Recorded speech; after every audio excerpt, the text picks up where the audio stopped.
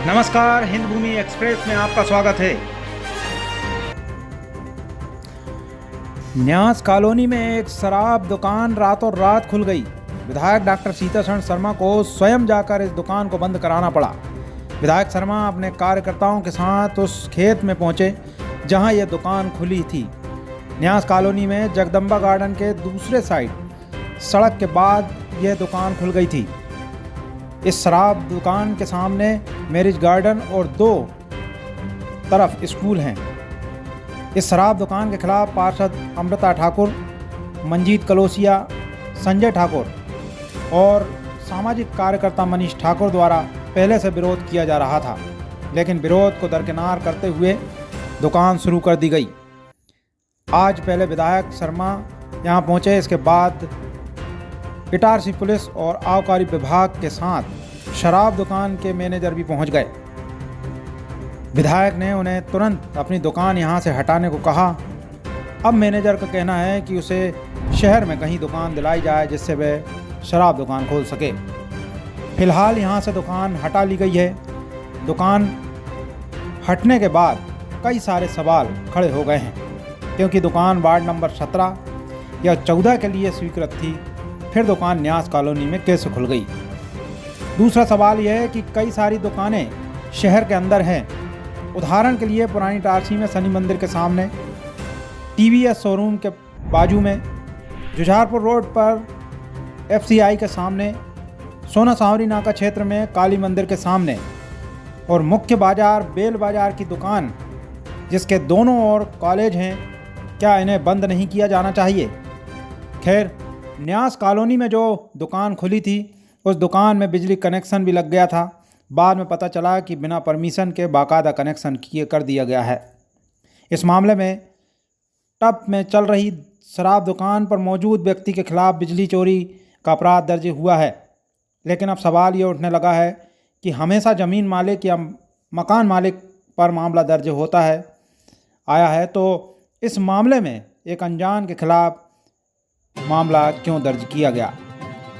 क्या इस मामले में विद्युत विभाग के अधिकारी जमीन मालिक के खिलाफ मामला दर्ज करेंगे? डायरेक्ट चोरी का प्रकरण दर्ज किया गया श्री मनीष आशीष वर्मन के नाम। आशीष वर्मन कौन है सर? ये जो अभी वहाँ पर बैठे थे, जिनका टप है, उनके नाम से केस प्रकरण बनाया है। सर अक्सर तो ऐसा होता है जिसका प्रोमाइसेस है उस पर आप प्रकरण दर्ज करते, तो यहाँ इस तरह से नई धारा कैसे लाएं आप कि जो नौकर है उसके ऊपर प्रकरण दर्ज करेंगे, मालिक पर नहीं करेंगे?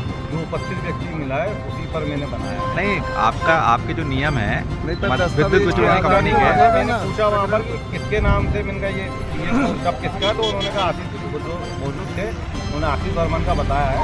उसी नाम से उपस्थित व्यक्ति में जो रहेगा उसी के पहले हम पार्टी। नहीं, आपका जो कानून है सर प्रोमाइसेस पे करता है, प्रोमाइसेस पे नहीं होता, करता है सर।